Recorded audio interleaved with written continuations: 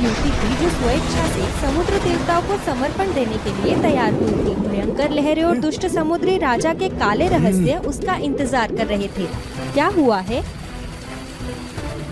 Evelyn एक शांतिपूर्ण योद्धा है। वो हर जगह मौजूद अंधेरी शक्तियों को वश में करने का मिशन लेकर चलती है। कमजोर और कमजोर लोगों की रक्षा करती है।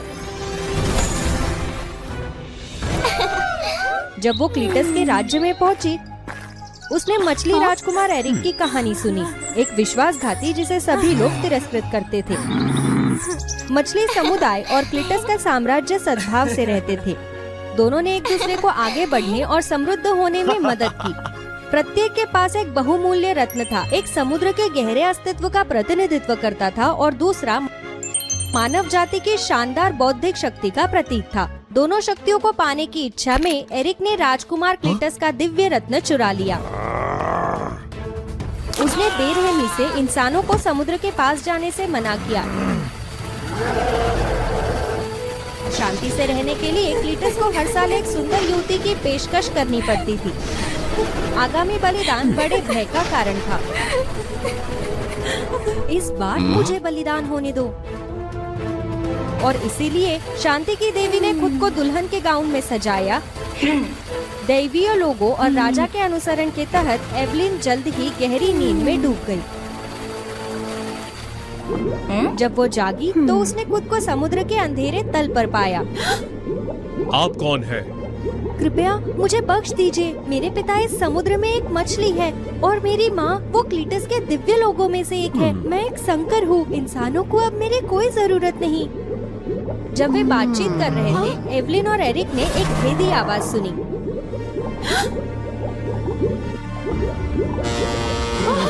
क्लीटस के जहाज कहाँ हैं? बच्चे कहाँ हैं? हम खतरे में हैं। जाल डालने की तैयारी कर रहे जहाज से कुछ ही दूर पर दो युवा मछलियाँ बेफिक्र होकर खेल रही थी। देखो, यहाँ सचमुच कुछ अजीब है। सौभाग्य से एरिक और एवलिन ठीक समय पर आ गए और बच्चों को आसन्न खतरे से बचा लिया। क्रोधित समुद्र राजा भयानक दहाड़ते हुए पानी से बाहर निकले। जहाज डगमगा गया और तेजी से रवाना हो गया।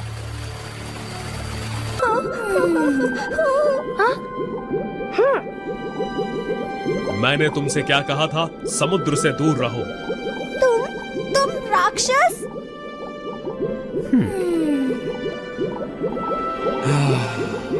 इसकी शुरुआत अच्छी रही और एवलिन एक चतुर अनाथ लड़की मिया से परिचित हो गई, जिसने अपने माता पिता दोनों को खो दिया था। मिया को धन्यवाद, उसने पानी के नीचे के मनमोहक दुनिया के रहस्यों की खोज की। एरिक बदसूरत और भयंकर दोनों हैं। तुमने उससे शादी क्यों की एवलिन? वास्तव में वो एक दुष्ट व्यक्ति है।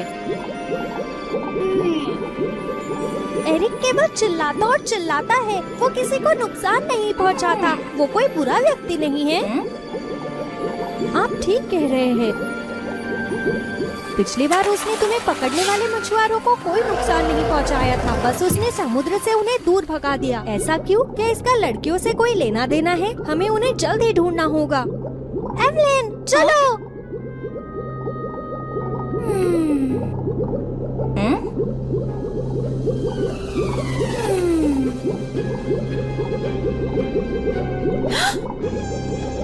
मिया, मिया, तुम कहाँ हो मिया?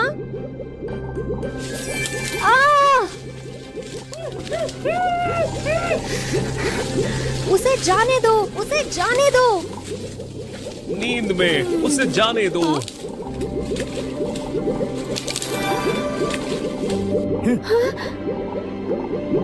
मिया की तलाश।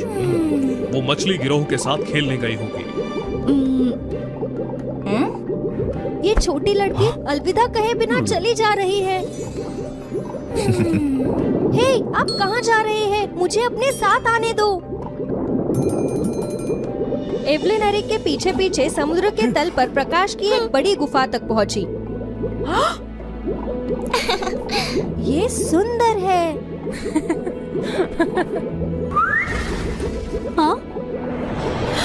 प्रकाश की गुफा में एरिक ने एवलिन को गनर नाम के एक कठिन समुद्री राक्षस से मिलवाया। पानी के नीचे के राजा की अपेक्षाओं के विपरीत एवलिन ने जल्दी से और आसानी से उसे वश में कर लिया। धीरे करो गनर। एरिक और गनर एवलिन को कई नए दोस्तों से मिलवाने लाए। वो उन सभी अजीब समुद्री जीवों को याद नहीं रख पा रही थी जिनका उसने सामना किया था। पारदर्शी ऑक्टोपस, बोलने वाली मछलियाँ, आश्चर्यजनक रंगीन जेलीफिश। लेकिन उसे एक बात याद थी, वे सभी एरिक से प्यार करते थे। वो उतना क्रूर नहीं था जितना उसने सुना था। समुद्री राजा की दुल्हन, समुद्री राजा की दुल्हन। ये सही है, उन दुल्हनों का क्या जिनकी बलि चढ़ा दी गई थी? एवलिन खुद को उन्हें भूलने की इजाजत नहीं देती थी। कई दिनों तक सुनने के बाद आखिरकार उसे एक सुराग मिला जब वो एरिक का पीछा करते हुए एक द्वीप तक पहुंच गई। तो वो उन्हें यहाँ रख रहा है। एवलिन को पूरी तरह निराशा महसूस हुई। उस रात वो जैक को सूचित करने के लिए तट पर गई। एवलिन को उम्मीद नहीं थी कि बचाव अभियान इतनी जल्दी आ जाएगा। मिया अपना 10वां जन्मदिन मनाने वाली थी और उसकी एक दुर्लभ रत्न पाने की इच्छा थी। ये बैंगनी साफिया है, कृपया इसे याद रखें। गुलाबी वाला भी बहुत सुंदर है मिया। जैसे कि अनुमान लगाया गया था, एवलिन से अयस्क का स्थान जानने के बाद एरिक ने तट पर जाने में संकोच नहीं किया। अंत में उसे दुर्लभ रत्न मिल गया। बहुत दिनों से मुलाकात नहीं हुई। नमस्कार समुद्र के महामहिम। अप्रत्याशित रूप से एल्विन ने कुछ ऐसा हासिल किया है। उस पल एरिक को एहसास हुआ कि वो एक जाल में फंस गया है। दूसरी ओर एवलिन के पास उन दुल्हनों से संपर्क करने का पहला अवसर था जिनकी बलि दी गई थी। उन्होंने उसके सामने एक आश्चर्यजनक सत्य प्रकट किया। नहीं, एरिक कोई बुरा व्यक्ति नहीं है। उसने हमारी जान बचाई और हमारी रक्षा की। इससे पता चला कि समुद्री राजा द्वारा बलिदानों की मांग नहीं की गई थी, लेकिन ये जैक था जिसने अफवाहें फैलाई और एरिक को फंसाने के लिए स्वेच्छा से अपने लोगों का बलिदान दिया। उनके उदास चेहरे अपने माता पिता की याद के कारण थे और वे धोखेबाज व्यक्ति द्वारा शासित स्थान पर लौटने से डरते थे। एवलिन, एवलिन, ज्यादा देर तक किनारे पर न रहे। अगर ये सूख जाए। पैर, आप एक इंसान हैं। मिया, मेरी बात सुनो। तुम क्लीटस की जासूस हो। पकड़ो, एरिक किनारे पर है। गद्दार, एरिक को क्या हुआ? मिया, मुझे क्षमा करें। मैं एरिक को सुरक्षित वापस लाऊंगी। बस दिव्य रत्न उन्हें लौटा दो। वापस करो, झूठी। मिया ने एवलिन को एक और सच बताया। ये जैक ही था जिसने मणि चुराई थी। उसकी मुझसे पहले सिंहासन पर चढ़ने की हिम्मत कैसे हुई? असंभव। राजकुमार क्लिटस के पास सिंहासन पर बैठने की शक्ति का अभाव था, लेकिन जब एरिक को सबसे पहले दिव्य रत्न मिल गया तो उसे ईर्ष्या हुई। उसने अपने ही राज्य का रत्न चुरा लिया और मछली समुदाय के बचे हुए रत्न पर दावा करने के लिए समुद्र में चला गया। उसके द्वारा कई निर्दोष मछलियों को नुकसान पहुंचाया गया, जिनमें मिया के माता पिता भी शामिल थे। समुद्री राजा को इससे बहुत नाराजगी थी, लेकिन वो ऐसा युद्ध नहीं चाहते थे जो निर्दोष लोगों की जान को नुकसान पहुंचाए। तब से मछली समुदाय में मनुष्य के प्रति गहरी नफरत पैदा हो गई। सच्चाई ने एवलिन को बहुत दुख पहुंचाया। उसने मिया से वादा किया कि वो एरिक को हर कीमत पर सुरक्षित वापस लाएगी।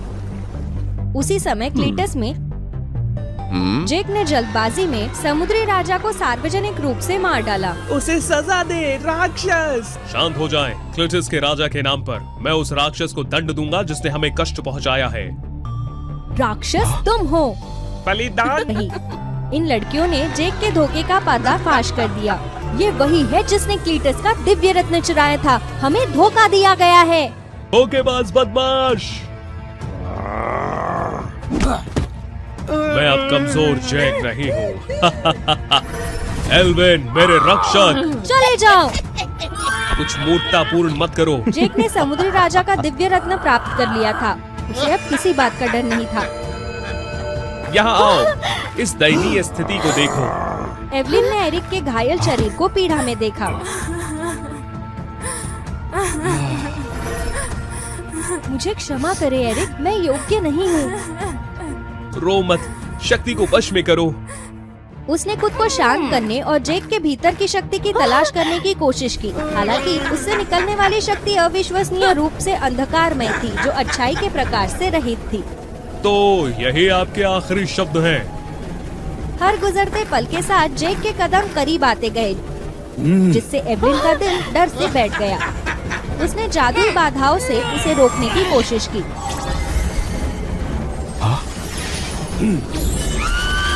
मेरे दो रत्न, मैं अब उतना कमजोर जैक नहीं रहा जो पहले हुआ करता था। जैक के शब्दों ने एवलिन को जगाया। उसे एहसास हुआ कि ये खुद जैक नहीं बल्कि दो दिव्य रत्नों की शक्ति थी जिसने उसे ताकत दी थी। इसलिए उसे जिसे वश में करना चाहिए वो जैक नहीं बल्कि दो रत्न थे। दोनों रत्न अभी भी प्रकाश की क्षीण किरण उत्सर्जित कर रहे थे। सौभाग्य से वे पूरी तरह से भ्रष्ट नहीं हुए थे। नहीं। जैक के शरीर से दो रत्नों की चमकदार शक्ति फूट पड़ी। उसकी पीड़ा की चीखों के बीच धोखेबाज आदमी गायब हो गया। मुझे माफ करे, मुझे क्षमा करे एरिक।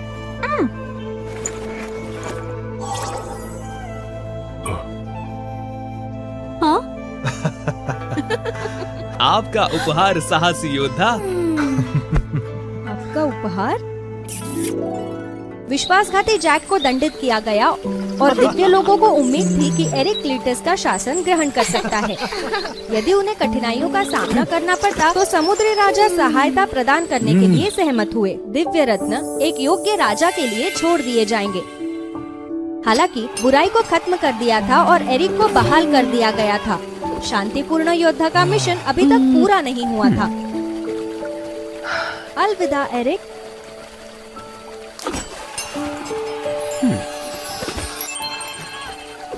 समुद्री राजा ने अपने अकेलेपन के दिनों को फिर से शुरू किया। वहाँ एक घुसपैठिया है। उसे रिहा करो। कौन?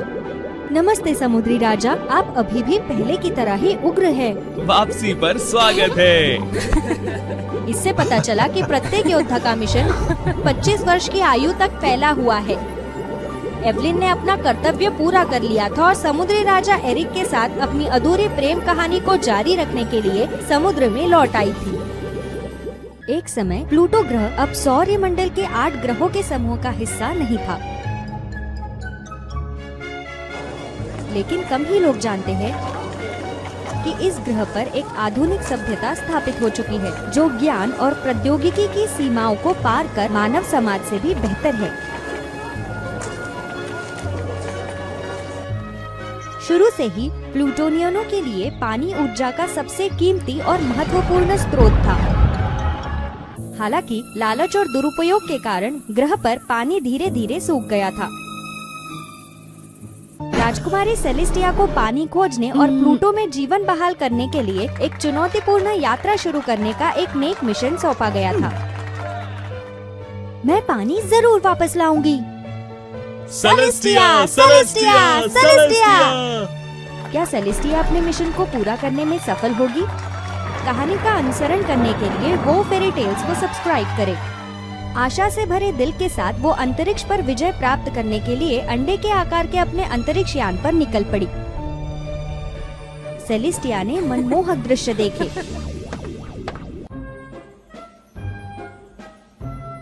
सेलेस्टिया अनंत अंतरिक्ष में बहती चली गई। कभी कभी वो अकेलापन और हताश महसूस करती थी। हालांकि वो अपने विश्वास पर दृढ़ रही। चाहे कितनी भी मुश्किलें क्यों ना हो, उसने हार न मानने की ठान ली और अपनी यात्रा जारी रखी। लेकिन अचानक एक शक्तिशाली शूद्र ग्रह उसके अंतरिक्ष यान से टकराया,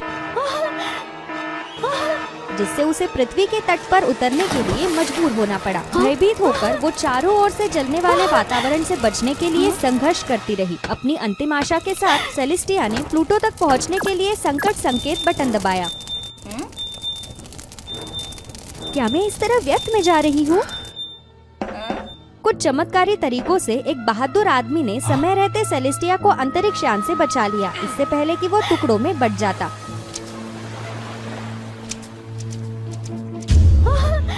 सेलेस्टिया ने पाया कि यहाँ का वातावरण प्राचीन था, जो उसने प्लूटो पर अनुभव किया था उससे कई अधिक।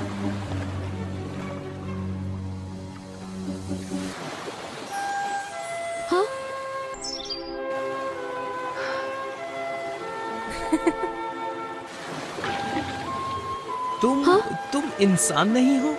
सेलेस्टिया की अलौकिक उपस्थिति से मोहित होकर उसने चुपचाप विचार किया। उनकी नीली त्वचा नीलमणि की तरह चमक रही थी और उसकी आंखें एक लघु ब्रह्मांड की तरह चमक रही थी। जो भी उन्हें देखता वो मंत्रमुग्ध हो जाता। मैं ये सुनिश्चित करूंगा कि वो यही रहे। धीरे से लोगन सेलेस्टिया को एक्वेरिया जल जनजाति के क्षेत्र में ले गया। ये एक सुंदर गांव था जिसमें चमकदार समुद्र तट के किनारे रंगीन मूंगे और सीपियों से बनी छोटी छोटी झोपड़ियां थी। जिज्ञासु ग्रामीणों ने उसे घेर लिया और अपरिचित भाषा में बातचीत करने लगे जिन्हें वो समझ नहीं पाती थी। वो कौन है? वो बहुत अजीब लग रही है। मुखिया, हमें उसे समायोजित नहीं करना चाहिए। चिंता मत करो, मैं ध्यान से उस पर नजर रखूंगा। मुझे ये जानना होगा कि वो कहाँ से आती है और उसका इरादा क्या है। बहुत नाराज। मुझे समझ नहीं आ रहा है कि वो क्या कह रहे हैं।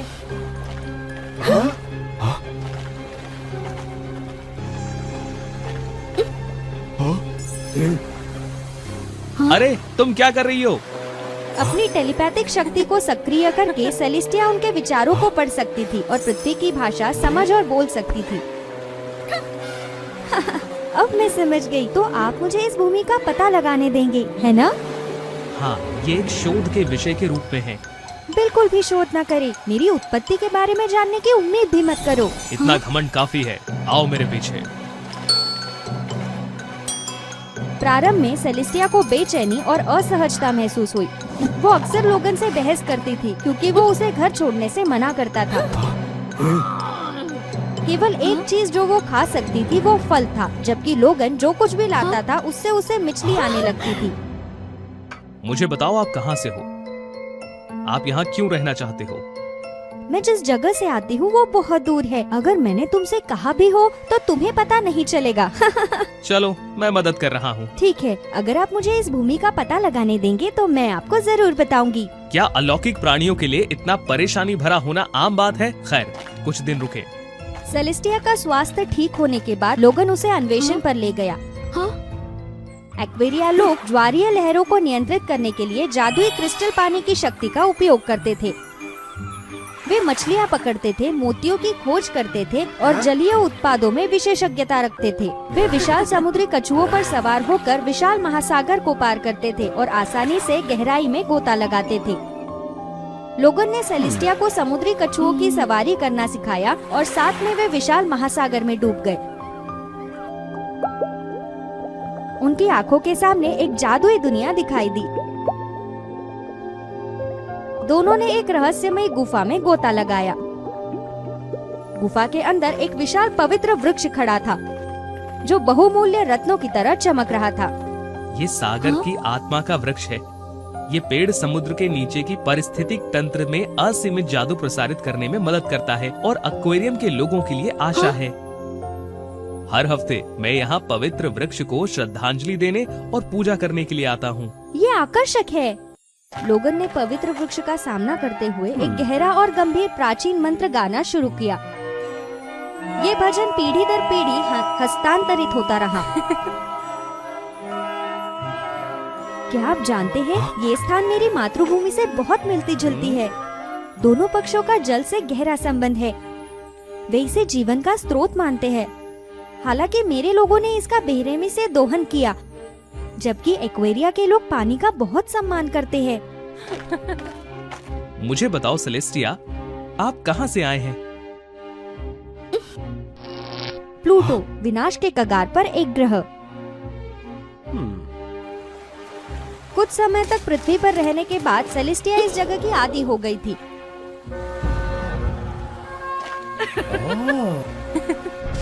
उसकी अनोखी नीली त्वचा उत्तम तापमान का सामना कर सकती थी, जिससे वो ज्वालामुखी के भीतर से हीरे निकालने में ग्रामीणों की सहायता कर सकती थी। लोगन और सेलेस्टिया दिन ब दिन करीब आते गए। उनका बंधन मजबूत हो गया और उनकी भावनाएं गहरी हो गई। हालांकि आनंदमय जीवन और पृथ्वी के साथ उनके बढ़ते परिचय के बीच सेलेस्टिया अपने नेक मिशन को कभी नहीं भूली। जब लोगन और बाकी सभी लोग सो जाते थे, सेलेस्टिया चुपके से पानी की तलाश में बाहर चली जाती थी। वो आकाश में उड़ती, नदियों, झरने, झीलों को ढूंढती और पानी की हर बूंद को अपने मंत्रमुग्ध जल चौकों से बहा देती। सेलेस्टिया की पानी की चोरी के गंभीर परिणाम हुए। हर जगह सूखा पड़ गया और पहाड़ों और जंगलों के कस्बे और जनजाति के लोगों को पानी की गंभीर कमी का सामना करना पड़ा, जिससे बीमारियां हुई। पूरी झील का पानी रात भर में गायब हो गया। लोगन, सेलेस्टिया, तुम ठीक तो हो ना? क्या आप और ज्यादा पानी पीना चाहती हैं? हालांकि अब ताज़ा पानी दुर्लभ था, फिर भी लोगन सेलेस्टिया के साथ अपना पानी साझा करता था। वो अब पीला और थका हुआ लग रहा था। पानी की कमी ने आत्मा वृक्ष को भी कमजोर कर दिया था, जिससे समुद्र के नीचे के जीव प्रभावित हुए, जो पवित्र वृक्ष पर निर्भर थे। सेलेस्टिया को दोषी महसूस हुआ। उसने यादों और अपनी भावनाओं को याद किया। सेलेस्टिया को अपनी गलती का एहसास हुआ। दूसरों से पानी चुराना प्लूटो को पुनर्स्थापित करने का तरीका नहीं था। वो पृथ्वी को उस तरह नष्ट नहीं कर सकती थी जैसे प्लूटो को नष्ट किया गया था। सेलेस्टिया ने पृथ्वी पर नदियों और नालों में पानी लौटाने का फैसला किया। तो आप ही हैं जिसने पानी चुराया। तुम इतनी बेदिल की कैसे हो सकती हो सेलेस्टिया? हाँ, शुरू में पानी लेना मेरा इरादा था। मैं प्लूटो को पुनर्स्थापित करने के लिए पानी लाना चाहती थी, लेकिन मुझे एहसास हुआ कि ये गलत था। मुझे क्षमा करे, मैं सारा पानी वापस कर दूंगी। मैं तुम्हारे जैसे चोर पर कैसे भरोसा करूं? बहुत हुआ, अब पृथ्वी छोड़ो। उसी समय अंडे के आकार के 3 अंतरिक्ष यान लोगन और सेलेस्टिया के बगल में उतरे। संकट का संकेत मिलने पर प्लूटो योद्धा बिजली की गति से पहुँचे। उन्हें डर था कि सेलेस्टिया खतरे में है। झील के हरे भरे किनारे को देखकर उनके मन में पृथ्वी का सारा पानी हड़पने का लालच जाग उठा। सेलेस्टिया, क्या तुम ठीक हो? क्या ये बदमाश तुम्हें नुकसान पहुंचा रहा है? नहीं, मैं ठीक हूँ। चलो देखते हैं। ओह, ये बहुत कम है। सुनो, मैं इस मिशन को छोड़ना चाहती हूँ। पृथ्वी में बहुत सारे आश्चर्य, जीवंत रंग और सुंदरता है। ये प्लूटो की तरह नष्ट होने लायक नहीं है। हमारी राजकुमारी का इन पृथ्वी वासियों ने ब्रेन वॉश कर दिया है। ये अच्छी बात नहीं है। तुम एक बेकार राजकुमारी हो।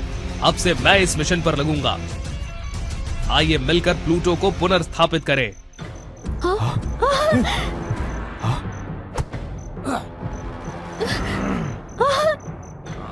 सेलेस्टिया ने गुस्से में जवाबी लड़ाई की और लोगन को वापस एक्वेरिया ले आई। यहाँ उन्होंने सभी को सच्चाई बताई और एकजुट होकर प्लूटो से लोगों को भगाने का आग्रह किया। उसने ईमानदारी से अपने गलती के लिए माफी मांगी और युद्ध के बाद कभी यहाँ वापस न आने का वादा किया।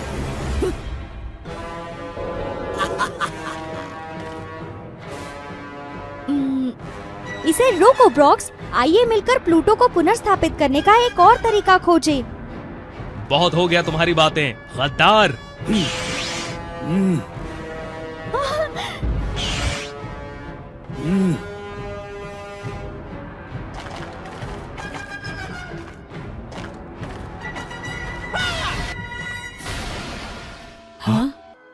नहीं।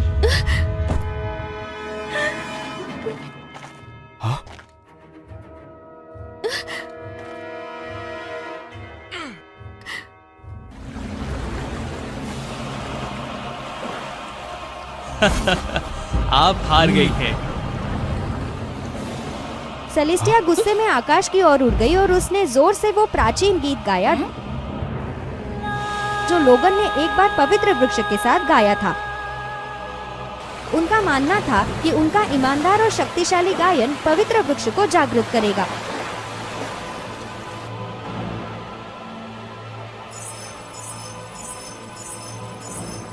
उसकी इच्छा अनुसार पृथ्वी हिलने लगी।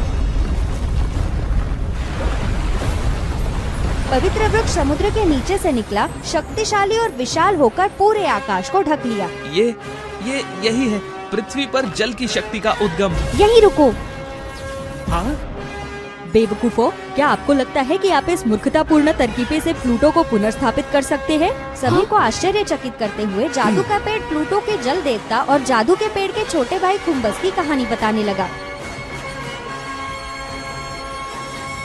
खुम्बस ने प्लूटो को जल कोर प्रदान किया, जिससे ग्रह को अपने संसाधनों का उपयोग करने और जीवन को बनाए रखने की अनुमति मिली।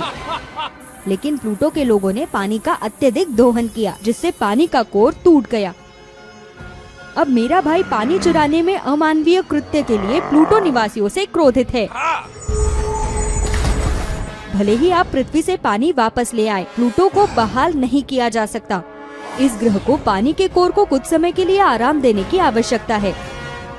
शायद 1000 साल बाद प्लूटो को बचाने का मौका मिल सके।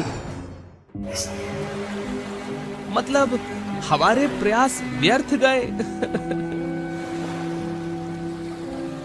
प्लूटो को पुनर्स्थापित नहीं किया जा सकता जब तक प्लूटो के लोग चले नहीं जाते।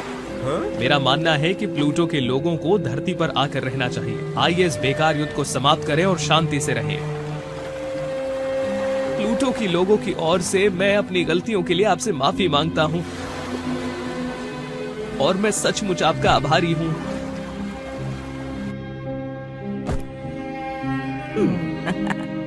लोगन, जब से मैं तुमसे मिली हूँ, मेरा जीवन पूरी तरह से बदल गया है। आप मेरे लिए विश्वास और आशा लेकर आए। मुझे तुमसे प्यार है। आपके नए घर में आपका स्वागत है। सेलेस्टिया और लोगन ने मिलकर दोनों ग्रहों में शांति लाई।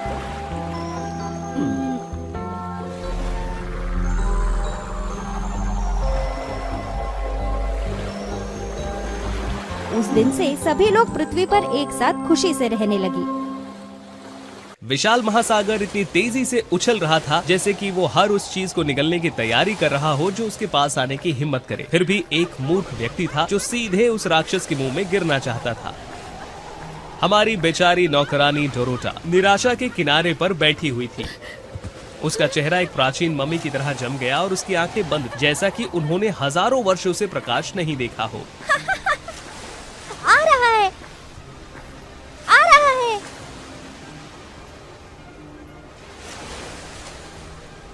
और बस कुछ और कदम चलने पर हमारी बेचारी लड़की हमेशा के लिए समुद्र की गोद में पड़ी रहेगी।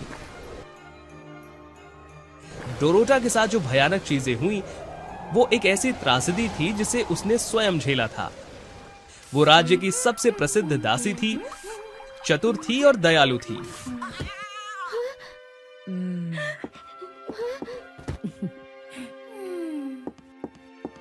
राज्य में कोई भी डोरोटा से नफरत नहीं कर सकता था, लेकिन उसे खुद पर कोई भरोसा नहीं था। जब डोरोटा प्रिंस जैक से मिली तो वो विशेष रूप से शर्मीली हो गई। क्या तुम ठीक हो डोरोटा? तुम्हें सावधान रहने की जरूरत है। ओ, धन्यवाद राजकुमार। डोरोटा जब छोटी थी तब से वो महल में ही थी और प्रिंस जैक की निजी नौकरानी के रूप में काम करती थी। क्योंकि प्रिंस जैक के उसकी उम्र के ज्यादा दोस्त नहीं थे, इसीलिए वो और डोरोटा जल्द ही करीबी दोस्त बन गए। धीरे धीरे डोरोटा में प्रिंस जैक के प्रति भावनाएं विकसित हुईं। जैक हजारों वर्षों में एक बार राजकुमार होता था। वो सुंदर, प्रतिभाशाली और लगभग कोई भी महिला उसके आकर्षण का विरोध नहीं कर सकती थी। लेकिन जैक राज्य के मामलों में और प्रशिक्षण में बहुत व्यस्त था, इसीलिए उसे प्यार की परवाह नहीं थी। डोरोटा असुरक्षित थी। उसने सोचा कि उसकी साधारण शक्ल और नौकरानी का दर्जा राजकुमार के लायक नहीं है। एक शिकार यात्रा के दौरान प्रिंस जैक को अचानक दुर्घटना का सामना करना पड़ा, जिससे वो गंभीर रूप से घायल हो गया और कमजोर हो गया, जिससे उसे ठीक होने के लिए बिस्तर पर लेटना पड़ा। प्रारंभ में कई नौकरानियां राजकुमार की देखभाल करती थीं, लेकिन अंततः उन्होंने केवल डोरोटा को ही उनकी देखभाल की अनुमति दी।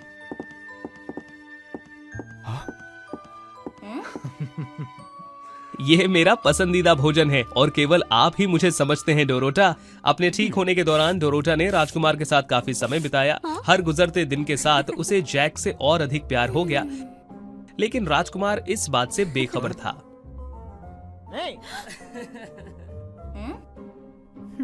वो लड़की कौन है जो रोज बगीचे में आती है? वो कैटरीना है, जनरल की बेटी। वो अक्सर यहाँ के नज़ारों को निहारने आती रहती है। उसके पिता ने उससे मिलने के लिए आपकी अनुमति मांगी है। ओह हाँ, मुझे याद है। वाह, वो सचमुच बहुत सुंदर है ना डोरोटा? जैसे जैसे जैक स्वस्थ हुआ, कैटरीना के आकर्षण ने उसे और अधिक मोहित कर दिया। कैटरीना एक बेहद खूबसूरत महिला थी जो खुद राजकुमार से भी ज्यादा परिपूर्ण थी।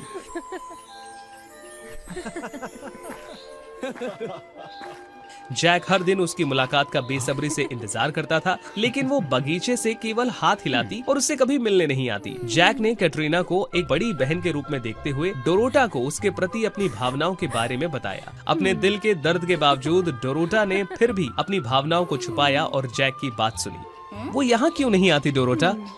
डोरोटा ने देखा कि प्रिंस जैक कैटरीना पर ध्यान दे रहा था और उसे खुशी पाने में मदद करने के लिए वो दृढ़ संकल्प थी। मिस कैटरीना, क्या आप राजकुमार से मिलने के लिए कुछ समय निकाल सकती है? मैं?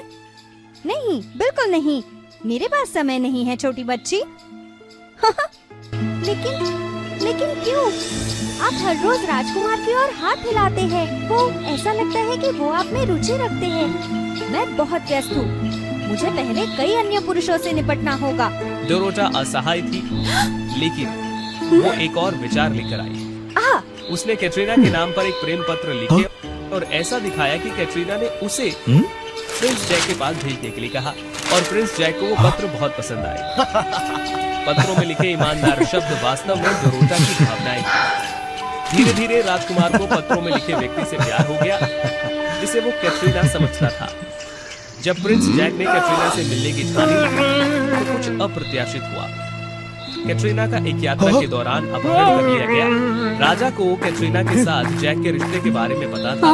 उसने सभी को राजकुमार को सच्चाई न बताने का आदेश दिया ताकि वो शांति से ठीक हो सके। लेकिन कई दिनों तक कैटरीना को ना देख पाने के कारण प्रिंस जैक की चिंता बढ़ गई। वो इतना प्रेममय हो गया कि उसे भोजन या दवा की परवाह नहीं थी।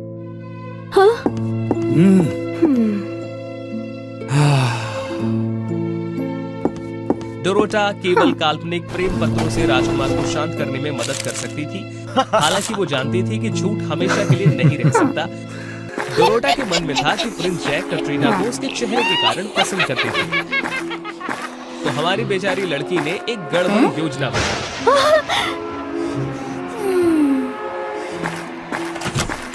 डोरोटा एक प्रतिभाशाली जादूगर ब्लैक से मिलने गई, जो काले बाजार में अवैध रूप से काम करता था।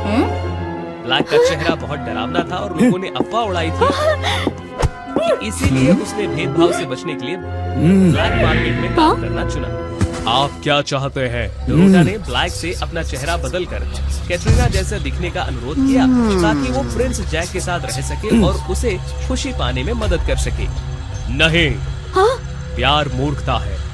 आप उसके लिए अपना चेहरा छोड़ना चाहते हैं और आप अपने बारे में बोलने के लिए बहुत कायर हैं। तुम बेवकूफ हो। लेकिन अगर मैं कैटरीना से नहीं मिल सकी तो मुझे डर है कि राजकुमार जैक को पीड़ा होगी। आपकी आंखों को क्या हुआ?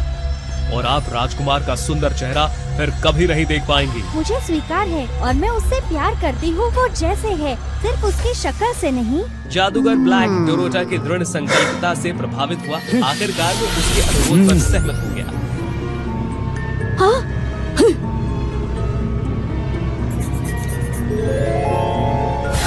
हालांकि मंत्र तुरंत प्रभावी नहीं हुआ। जादू पूरा होने के लिए डोरोटा को 3 महीने का इंतजार करना पड़ा।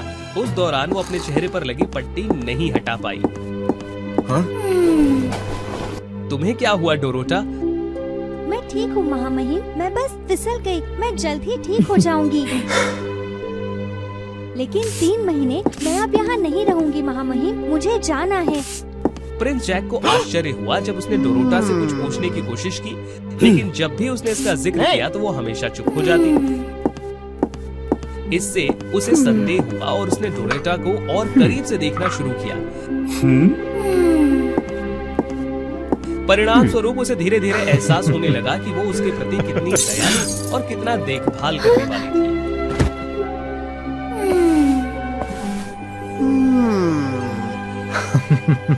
उन दिनों डोरोटा ने प्रिंस जैक के लिए नकली पत्र लाना जारी रखा। प्रिंस जैक ठीक होने लगा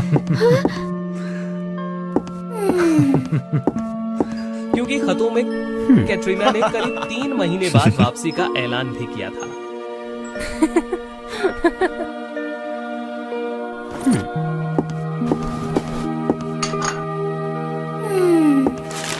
डोरोटा, कैटरीना ना सिर्फ खूबसूरत बल्कि उसकी पर्सनालिटी भी कमाल है।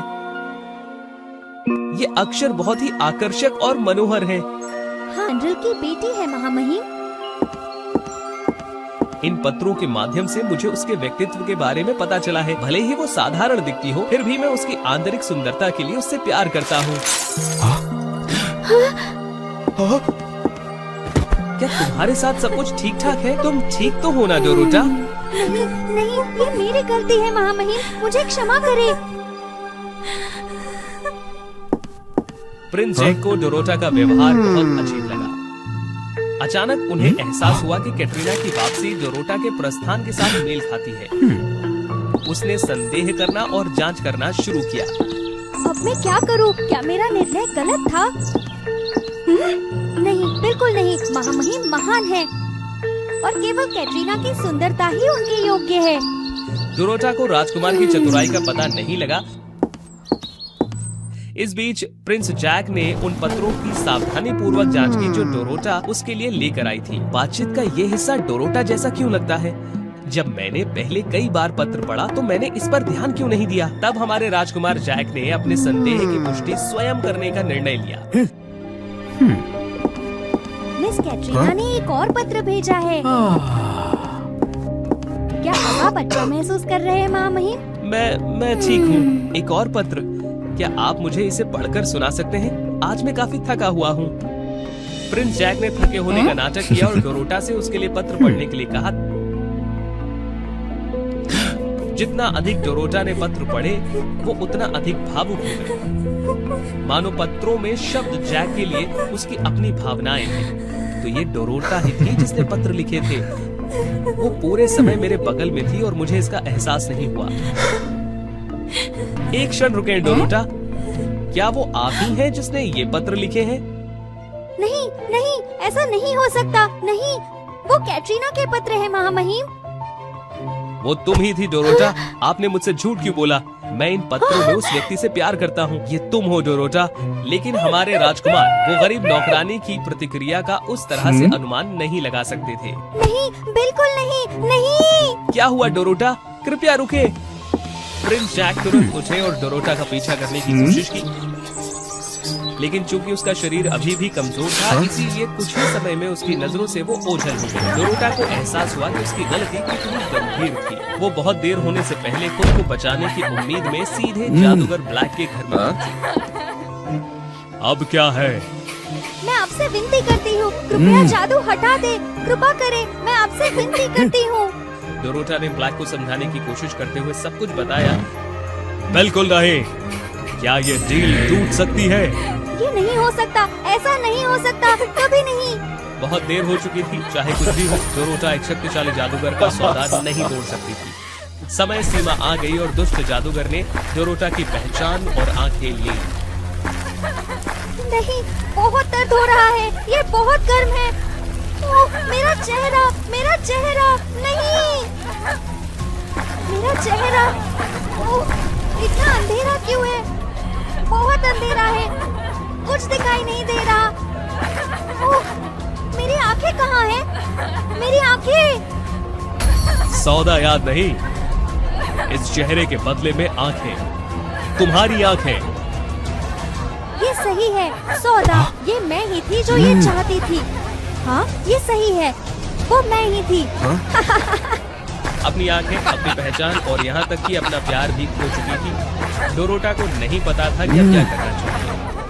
हवा द्वारा लाई गई नमक की गंध का पीछा करते हुए डोरोटा एक चट्टानी समुद्र के तट पर ठोकर खाकर गिर गई और हम इस दुखद कहानी की शुरुआत में वापस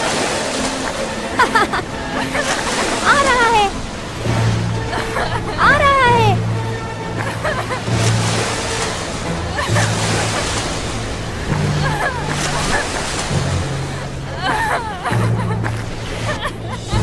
रुको, रुको। डोरोटा, आप क्या सोच रही थी? कृपया मुझे जाने दो, ऐसा मत करो, मुझे अकेला छोड़ दो। नहीं, ऐसा मत करो डोरोटा, मेरी बात सुनो। एक जादुई मंत्र प्रकट हुआ जिसके बारे में डोरोटा ने कभी नहीं सोचा था। आप महामहिम? वो यहाँ क्यों है? नहीं, मैं महामहिम को क्यों नहीं देख सकती? जैसा कि आप देख सकते हैं, डोरोटा के चेहरे पर एक भी रेखा नहीं बनी। ये कैसा है? हाँ? क्या तुम आश्चर्यचकित हो छोटी बच्ची? लेकिन क्यों? मेरा चेहरा क्यों नहीं बदला? तो आप सोचते हैं कि प्रतिभाशाली ब्लैक जादूगर ने अपना चेहरा स्वयं ठीक क्यों नहीं किया? डोरोटा को इस बात का एहसास नहीं था कि जादूगर ब्लैक को भी उसकी तरह दिखने में वही समस्या थी, लेकिन ब्लैक डोरोटा जैसा नहीं था। उन्हें खुद पर गर्व था। भेदभाव से बचने के लिए ब्लैक ने ब्लैक मार्केट में अवैध रूप से काम करने को चुना।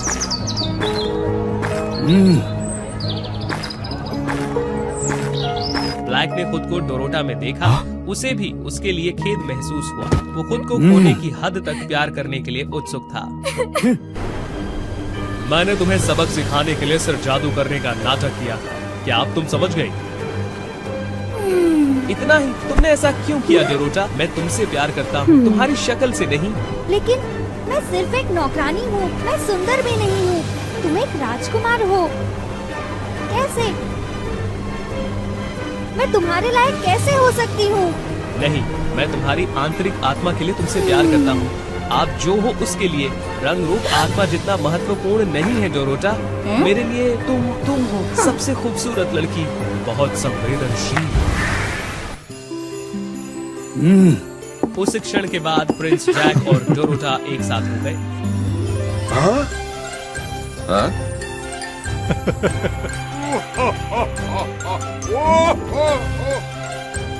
तब से डोरोटा को खुद पर विश्वास हो गया और उसके आत्मविश्वास ने उसे पहले से भी अधिक सुंदर बनने में मदद की।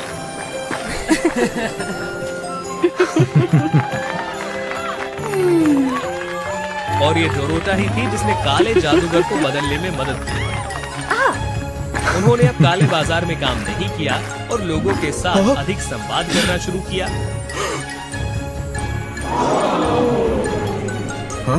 अपने भयानक रूप के पीछे सच्चे व्यक्ति को साबित करने की कोशिश की। और यही आज की कहानी है। आपके समर्थन के लिए धन्यवाद। कृपया एक कमेंट छोड़ें और अधिक अद्भुत कहानियों का अनुसरण करने के लिए वो फेरी टेल्स को सब्सक्राइब करें।